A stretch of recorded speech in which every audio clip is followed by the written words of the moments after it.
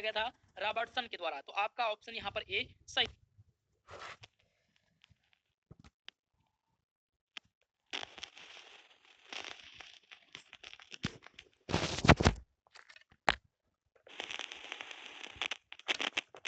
से कौन सा है? पहला दिया गया है लेमेलर मॉडल, दूसरा है फ्लड मोज़िक मॉडल, तीसरा दिया गया है यूनिट मेम्ब्रेन मॉडल और डी है मॉलिक्यूलर लिपिड मॉडल। देखिए ये 4 मॉडल हैं और ये 4 मॉडल जो दिए गए थे वो प्लाज्मा मेम्ब्रेन के द्वारा ही दिए गए थे। तो इसमें लेटेस्ट पूछा गया है कि नवीनतम, तो नवीनतम जो है वो फ्लड मोज़िक मॉडल है। कौन सा है भैया? Fluid mosaic model. ये प्लाज्मा मेम्ब्रेन का लेटेस्ट मॉडल है। तो यहाँ पर ऑप्शन नंबर बी आपका सही उत्तर है। अगला क्वेश्चन आपकी स्क्रीन पे आ चुका होगा, तीसरा देखेंगे। तीसरा क्वेश्चन है कि RNA is absent in, RNA नहीं पाया जाता, आरएनए किसमें एब्सेंट होता है? तो अगर यहाँ पर बात करें हम, पहला दिया गया प्लाज्मा लेमा, बी दिया गया साइटोप्लाज्म, तो साइटोप्लाज्म में आरएनए पाया जाता है। बात करें हम क्रोमोसोम्स की, तो क्रोमोसोम्स में भी आरएनए रहता है, राइबोसोम्स में भी आरएनए उपस्थित होता है, लेकिन एब्सेंट किस में रहेगा? तो वो प्लाज्मा सेमा, प्लाज्मा सेमा में आरएनए एब्सेंट होता है। सो ऑप्शन नंबर ए इस क्वेश्चन का सही उत्तर हो जाएगा। चलेंगे दोस्तों नेक्स्ट क्वेश्चन की तरफ। आपका चौथा प्रश्न आपकी स्क्रीन पे आ चुका है। देखिए चौथा क्वेश्चन कह रहा है कि lipid model molecule in plasma membrane are arranged in which manner, वसा के कण प्लाज्मा झिल्ली में किस तरह से लगे होते हैं? तो वसा के कण की बात हो रही है कि प्लाज्मा झिल्ली में किस प्रकार से लगे होते हैं। पहला कह रहा कि श्रृंखला के क्रम में लगे होते हैं, या फिर जो है सितारा छितरा हुआ यानी कि जो सैटेलाइटल कहते हैं उस तरह से, या फिर अल्टरनेटेड यानी एकांतर के रूप में, या फिर हेड पैरेलल, हेड पैरेलल मतलब सिर समानता। तो आपको बता दें कि जो वसा के कण होते हैं वो प्लाज्मा झिल्ली में हेड पैरेलल के रूप में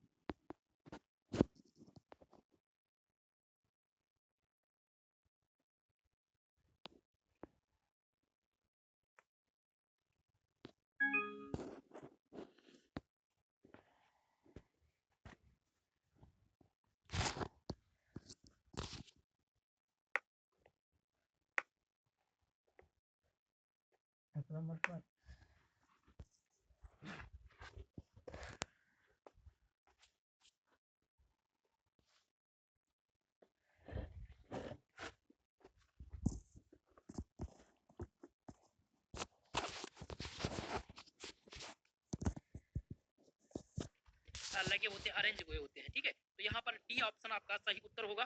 अगला क्वेश्चन आपकी स्क्रीन पे आ चुका है, क्वेश्चन नंबर 5। पांचवा क्वेश्चन है कि who proposed the fluid mosaic model of membrane structure. Question है कि किसने fluid mosaic model of membrane structure दिया था? तो उनका क्या नाम था दोस्तों? उनका नाम था यहाँ पर सिंगर एंड निकोलसन, सिंगर और निकोलसन ने fluid mosaic model of membrane structure दिया था। सो यहाँ पर डी ऑप्शन आपका सही उत्तर होगा। हमने यहाँ पर 5 प्रश्नों की चर्चा कर ली है। चलिए नेक्स्ट प्रश्न की ओर बढ़ते हैं, क्वेश्चन नंबर 6 की तरफ। आपका छठा क्वेश्चन है जिसमें पूछा गया था plasma membrane of a animal cell is composed of, जंतु कोशिका की प्लाज्मा झिल्ली किसकी बनी होती है? चलिए पहला ऑप्शन यहाँ पर दिया गया है जिसमें क्वेश्चन है कि यूपीएससी की तैयारी करने के लिए बहुत ज़रूरी है कि आपको अपना फाउंडेशन स्ट्रॉन्ग बनाना होगा एंड इसके लिए एनसीईआरटी से अच्छा सोर्स कोई हो ही नहीं सकता है। तो आप पहला ऑप्शन यहाँ पर दिया गया है जिसमें क्वेश्चन है कि ग्लाइकोप्रोटीन, दूसरा दिया गया है फास्फोलिपोप्रोटीन, सी ऑप्शन कह रहा है कि यहाँ पर दिया गया फास्फोप्रोटीन और डी दिया गया नन ऑफ दिस। तो जो जंतु कोशिका होती है वो जंतु की जो कोशिका है वो प्लाज्मा झिल्ली बनी होती है, तो ये फास्फोलाइपोप्रोटीन से मिलकर के बनी होती है। आपका ऑप्शन यहाँ पर बी वाला सही होगा। सभी लोग ध्यानपूर्वक इस क्वेश्चन को देखेंगे। चलिए, क्लियर है इतनी चीजें। चलिए अगले क्वेश्चन की तरफ। क्वेश्चन नंबर 7, सातवां प्रश्न आपकी स्क्रीन पे आ चुका है जिसमें पूछा गया है कि सिंगर और Nicholson model of plasma membrane differ from the Robertson model in. Question है कि प्लाज्मा झिल्ली का जो सिंगर और निकोल्सन मॉडल है वो रॉबर्टसन मॉडल से कैसे भिन्न है, कैसे अलग है, यह आपको बताना है। आपके ऑप्शन दिए गए हैं कि number of let's layer, arrange of lipids layer, यहाँ पर लिपिड्स होना चाहिए, number of lipids layer. Question यहाँ पर थोड़ा सा टाइपिंग मिस्टेक है, समझिएगा, ठीक है। क्वेश्चन है नंबर ऑफ, जो क्वेश्चन है वो दिया गया था कि प्लाज्मा झिल्ली का सिंगर और निकोल्सन जो मॉडल है वो रॉबर्टसन मॉडल से कैसे भिन्न है। ऑप्शन है कि नंबर ऑफ लिपिड्स लेयर, यानी कि जो लिपिड्स परत की संख्या के कारण, arrange of lipid layer, arrangement of protein, या डी ऑप्शन है एब्सेंस ऑफ प्रोटीन। तो आप ध्यान रखेंगे कि जो सिंगर और Nicholson model of plasma membrane है वो किस प्रकार से डिफर था, तो डिफर था अरेंज ऑफ प्रोटीन के कारण। किसके कारण? अरेंज ऑफ प्रोटीन के कारण ये डिफर है। यहाँ पर सी ऑप्शन आपका सही उत्तर है। अगला क्वेश्चन देखिएगा, आठवां क्वेश्चन आपकी स्क्रीन पे आ चुका है जिसमें पूछा गया है कि according to fluid mosaic model cell membrane is made up, यानी कि फ्लड मोजिक मॉडल सेल, जो फ्लड मोडिक मॉडल है उसके अनुसार जो सेल मेम्ब्रेन है वो किससे मिलकर के बने हुए हैं। यहाँ पर ऑप्शन दिया गया था ग्लूकोप्रोटीन, बी ऑप्शन आपका फास्फोलिपिड, सी ऑप्शन दिया गया था फास्फोप्रोटीन और डी दिया था प्रोटीन की दोहरी परत। तो ये किससे मिलकर के बना है, तो प्रोटीन परतों की यहाँ पर बात हो रही है, तो ये दोस्तों फास्फोलिपिड से, किससे मिलकर के बना है, फास्फोलिपिड। आपका ऑप्शन यहाँ पर बी करेक्ट उत्तर होगा। ओके, चलिए अगले क्वेश्चन पर, क्वेश्चन नंबर 9। नौवां क्वेश्चन है in lake of blood by a cell is known as, एक कोशिका द्वारा द्रव का सेवन क्या कहलाता है। तो एक कोशिका के द्वारा अगर हम बात करें यहाँ पर कि जो द्रव है उसका सेवन क्या कहलाता है, तो इसको क्या कहते हैं, एक्सोसाइटोसिस कहते हैं। क्या कहते हैं, एक्सोसाइटोसिस, माफ कीजिएगा, एक्सोसाइटोसिस इसको कहते हैं। यहाँ पर सा ऑप्शन आपका करेक्ट उत्तर है। अगला क्वेश्चन आपकी स्क्रीन पे आ चुका है 10 नंबर, जिसमें है कि cell membrane is, cell membrane यानी कोशिका की झिल्ली है, कोशिका की जो झिल्ली है वो क्या है, वो दोस्तों अभेद है, प्रवेश के योग्य है, या चैन यानी सेलेक्टिवली प्रमिल है, या फिर सेमी प्रमिल है यानी कि अर्धपारगम जिसे कहते हैं। तो जो कोशिका की झिल्ली है दोस्तों वो क्या है, आप लोग ध्यान रखेंगे, वो होती है यहाँ पर चयन करके प्रवेश होती है। क्या करती है, चयन करके प्रवेश। सी ऑप्शन यहाँ पर सेलेक्टिवली प्रमिल आपका करेक्ट उत्तर हो जाएगा। अगला क्वेश्चन 11 नंबर, 11 नंबर क्वेश्चन है कि in which methods of transport in plasma membrane does not require carrier molecule, प्लाज्मा झिल्ली में परिवहन की किस विधि में वाहक अणुओं की जो आवश्यकता है वो नहीं होती है। यहाँ पर आपके ऑप्शन दिए गए हैं कि Na प्लस, के प्लस पंप, बी ऑप्शन कह रहा है कि एक्टिव ट्रांसपोर्ट, सी ऑप्शन इसमें से क्या कह रहा है भैया, देखिए सी ऑप्शन को ध्यान दीजिएगा। ऑप्शन नंबर सी कह रहा है कि आपका जो सिंपल डिफ्यूजन है इसके कारण, या फिर ऑप्शन नंबर डी कह रहा है सुविधा विसरण। तो ध्यान रखेंगे कि जो प्लाज्मा झिल्ली में परिवहन की विधि में जो वाहक अणुओं की आवश्यकता नहीं है वो है एक्टिव ट्रांसपोर्ट, ठीक है। यहाँ पर सक्रिय ट्रांसपोर्ट आपका सही उत्तर होगा। अगला क्वेश्चन देखिए, 12 नंबर प्रश्न है कि एक्टिव ट्रांसपोर्ट क्या है। जो एक्टिव ट्रांसपोर्ट है उससे क्या होती है, ऊर्जा निकलती है, यानी कि रिलीज ऊर्जा, ये ऊर्जा को रिलीज करता है, या रिक्वायर्ड एनर्जी यानी कि ऊर्जा की आवश्यकता होती है। या ऑप्शन नंबर सी कह रहा है कि प्रोड्यूस एनर्जी यानी कि ऊर्जा बनाता है, या डी कह रहा है कि विषैला पदार्थ निकालता है। तो जो एक्टिव ट्रांसपोर्ट होता है वो रिक्वायर्ड एनर्जी की जरूरत होती है। एक्टिव ट्रांसपोर्ट को क्या करते हैं, एनर्जी की जरूरत होती है, ऊर्जा की आवश्यकता होती है। तो यहाँ पर बी वाला ऑप्शन आपका सही उत्तर है। चलिए नेक्स्ट क्वेश्चन की तरफ। इसमें दोस्तों थोड़ा सा हमारे क्रम जो है सीरीज में थोड़ा सा दिक्कत है, और यहाँ पर डायरेक्ट हम आ गए हैं क्वेश्चन नंबर 12 के बाद में क्वेश्चन नंबर 29 की तरफ, ठीक है। तो आगे हम उस क्वेश्चन को भी एडजस्ट कर देंगे, ध्यान दीजिए। चलिए अब नेक्स्ट क्वेश्चन 29 नंबर आ गया है। The term of pinocytosis was coined bye, pinocytosis शब्द किसके द्वारा गढ़ा गया था। आपके ऑप्शन यहाँ पर दिए गए हैं कि मेचनिक के द्वारा, एल्विस के द्वारा, ऑप्शन सी है मस्ट, और डी दिया गया नन ऑफ दीज। तो यहाँ पर ध्यान रखेंगे कि जो पिनोसाइटोसिस है वो कॉइन किया गया था, किसके द्वारा दिया गया था, तो ये मेचनिक के द्वारा दिया गया था। आपका 29 नंबर का ऑप्शन नंबर ए सही उत्तर होगा। अगला क्वेश्चन देखेंगे, नेक्स्ट क्वेश्चन 30 नंबर, जिसमें पूछा गया है कि osmosis is the net movement of a solvent through, यानी कि परागण एक विलायक के मध्य से शुद्ध गति है, ठीक है। सेल वॉल, ऑप्शन बी कह रहा है कि सेल मेम्ब्रेन, सी है बोथ, और डी दिया गया कि नन। तो परागण एक विलायक जो है वो सेल मेम्ब्रेन के द्वारा, कोशिका झिल्ली के द्वारा विलायक के माध्यम से शुद्ध गति करता है। सो बी ऑप्शन इस क्वेश्चन का करेक्ट उत्तर होगा। क्वेश्चन नंबर 31 है कि gas such as oxygen and carbon dioxide cross the cell membrane by, oxygen और ऑक्सीजन और कार्बन डाइऑक्साइड जैसी गैस कोशिका झिल्ली को किसके द्वारा पार करती है? ऑप्शन आपके दिए गए हैं यहाँ पर लिपिड बाइलेयर के माध्यम से, बाद दिया गया है कि प्राथमिक सक्रिय परिवहन, सी है यहाँ पर विशिष्ट गैस परिवहन प्रोटीन, और डी दिया गया द्वितीयक सक्रिय परिवहन।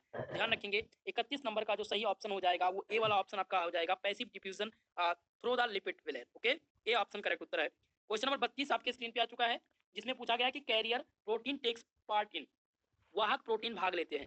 क्वेश्चन क्या कह रहा है कि वाहक जो प्रोटीन है वो किसमें भाग लेते हैं? पहला दिया गया है कि जल परिवहन में, आयनों के सक्रिय परिवहन में, आयन को निष्क्रिय, आयन जो है उनके निष्क्रिय परिवहन में, या इनमें से कोई नहीं। तो वाहक प्रोटीन किसमें भाग लेते हैं? तो आप लोग ध्यान रखिएगा, आयनों का सक्रिय परिवहन में वाहक प्रोटीन भाग लेते हैं। यहाँ पर बा ऑप्शन आपका यानी कि बी वाला ऑप्शन करेक्ट उत्तर होगा। चलिए नेक्स्ट क्वेश्चन की तरफ। क्वेश्चन नंबर 33 है, 33 नंबर प्रश्न आ चुका है, जिसमें पूछा गया है कि प्रमुख अंतः कोशिकीय धनायन है द प्रिंसिपल इंट्रासर्कुलर कैटायन इज, इनमें से इंट्रा सर्कुलर जो कैटायंस हैं वो कौन से हैं? तो यहाँ पर आप ध्यान रखिएगा के प्लस जो है ये इंट्रा सर्कुलर कैटायंस हैं। सी ऑप्शन इस क्वेश्चन का करेक्ट उत्तर होगा। अगला क्वेश्चन देखिएगा 34 नंबर, जिसमें पूछा गया है कि endocytosis is used by the cell to. चलिए दोस्तों बताने का प्रयास करेंगे आप लोग कि एंडोसाइटोसिस का उपयोग कोशिका द्वारा किया जाता है। तो पहला ऑप्शन कह रहा है कि जो बैक्टीरिया हैं और सेल हैं उनके मलबे को निगलने का कार्य करता है। बी ऑप्शन है कि एक्सोसाइटोसिस के बाद कोशिका झिल्ली के तत्व को पुनः प्राप्त करना।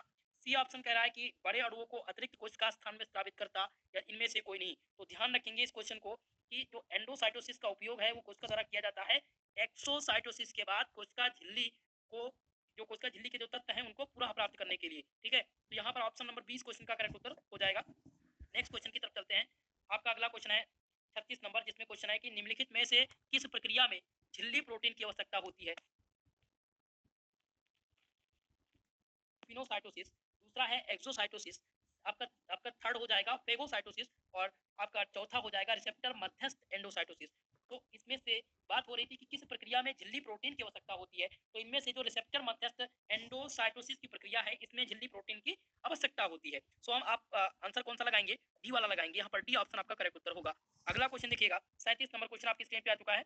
सभी लोग प्रयास कीजिए कि कमेंट बॉक्स में कमेंट करते रहिए, आंसर आप देने का प्रयास कीजिएगा सभी लोग, ठीक है। और वीडियो को लाइक शेयर कर दीजिएगा दोस्तों। चैप्टर वाइज चैप्टर सभी सब्जेक्ट के एमसीक्यू की क्लास यहाँ पर स्टार्ट कर दी गई है, तो आप सभी दोस्तों के साथ वीडियो भी शेयर कीजिएगा। चलिए 37 नंबर क्वेश्चन आ चुका है कि intake of blood by a cell is known as, एक कोशिका द्वारा द्रव का सेवन क्या कहलाता है? तो द्रव का जो सेवन है वो क्या कहलाता है? ऑप्शन यहाँ पर दिया गया है फैगोसाइटोसिस, पिनोसाइटोसिस, एक्सोसाइटोसिस, या इनमें से कोई नहीं। चलिए उत्तर देने का प्रयास करेंगे आप सब। तो इसका जो सही आंसर होगा वो हो जाएगा पिनोसाइटोसिस, 37 नंबर का बी ऑप्शन आपका करेक्ट उत्तर है। अगला क्वेश्चन देखेंगे 38 नंबर, जिसमें आ चुका है question the term of glycocalyx was given by.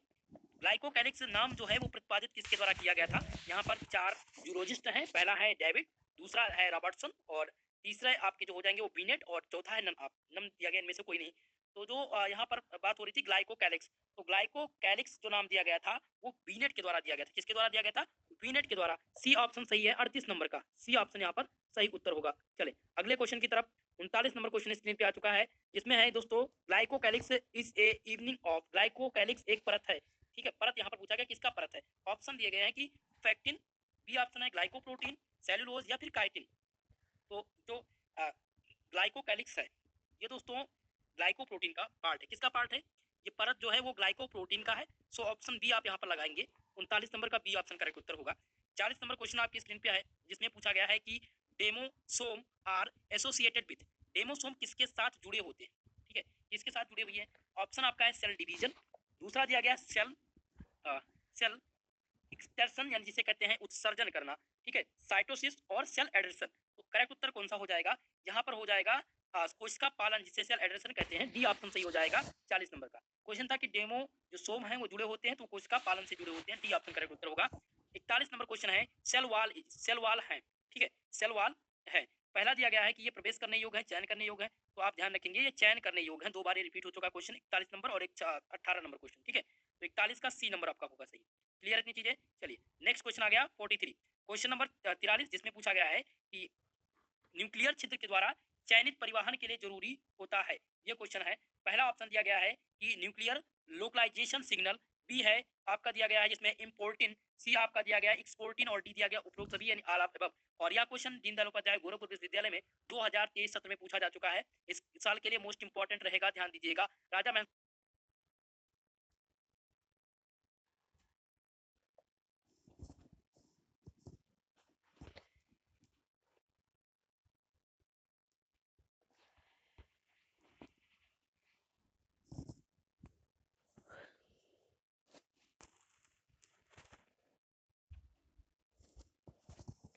आप अलीगढ़ विश्वविद्यालय में आने की 100% संभावना है दोस्तों। आगरा विश्वविद्यालय के स्टूडेंट और DDU के ये सभी लोग ध्यानपूर्वक इस क्वेश्चन को समझ लीजिएगा। चलिए एक बार फिर से आपको बताने का प्रयास करूंगा। क्वेश्चन यहाँ पर था कि न्यूक्लियर छिद्र के द्वारा चयनित परिवहन के लिए क्या जरूरी होता है, तो ये सभी जरूरी होता है, ठीक है। केंद्रीय स्थानिक सिग्नल की जरूरत होती है, ठीक है, उसमें जरूरत होती है इंपोर्टिंग की, एक्सपोर्टिंग की। तो आप कौन सा लगाएंगे, यहाँ पर डी ऑप्शन लगाएंगे, उपरोक्त सभी यानी कि ऑल ऑफ एबव के सही उत्तर डी वाला ऑप्शन होगा। अगला क्वेश्चन आ चुका है 44 नंबर। चलिए क्वेश्चन नंबर 44 है, two cell are the connected with the help of. कोशिका किसके द्वारा जुड़ी होती है, क्वेश्चन है कि कोशिका किसके द्वारा जुड़ी होती है, सेल वॉल के द्वारा, तो जो कोशिका है वो जुड़ी होती है प्लाज्मा डोस्मेटा के द्वारा, ठीक है। यहाँ पर सी ऑप्शन करेक्ट उत्तर हो जाएगा।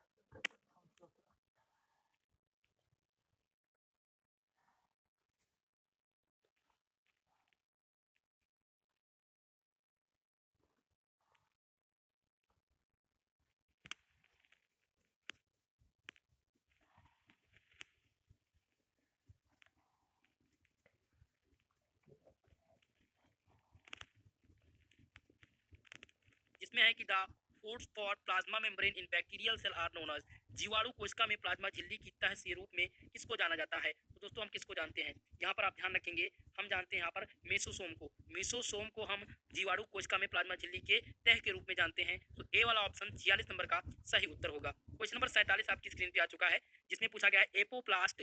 एपोप्लास्ट पाया जाता है, द एपोप्लास्ट इज लोकेटेड, ठीक है। ऑप्शन ए कह रहा है कि इन द इंटायर साइटोसोल, या बी ऑप्शन है इन द प्लास्टेड, सी ऑप्शन दिया गया आउटसाइड द प्लाज्मा मेम्ब्रेन, और डी ऑप्शन है both side of plasma membrane. तो यहाँ पर दोस्तों ध्यान रखेंगे, जो एपोप्लास्ट है वो कहाँ पर लोकेटेड होता है, वो आउटसाइड ऑफ प्लाज्मा मेम्ब्रेन में लोकेटेड होता है। सी ऑप्शन आपका यहाँ पर सही उत्तर होगा। क्वेश्चन नंबर 48 आपकी स्क्रीन पे आ चुका है, जिसमें पूछा गया फास्फोलिपिड अणु होते हैं, फास्फोलिपिड मॉलिक्यूल्स आर। तो पहला ऑप्शन यहाँ पर दिया गया है कि एम्पोकोट्रिक, बी दिया गया दोस्तों एम्फीपैथिक, सी ऑप्शन है एसिडिक, और डी दिया गया एल्केलाइन। तो ये दीनदयाल उपाध्याय गोरखपुर विश्वविद्यालय में पूछा जाने वाला क्वेश्चन है 2022 सत्र में। ये 2022 सत्र में दोस्तों आया हुआ क्वेश्चन है, ठीक है, ध्यान रखिएगा इस बात को। चलिए तो फास्फोलिपिड पूछा गया था, अणु है, ध्यान रखेंगे दोस्तों। इस क्वेश्चन का आंसर जो हो जाएगा पहला ऑप्शन की, हम सबसे पहले ऑप्शन को समझ लेंगे, ठीक है। तो ऑप्शन यहाँ पर है एम्फोपोट्रिक,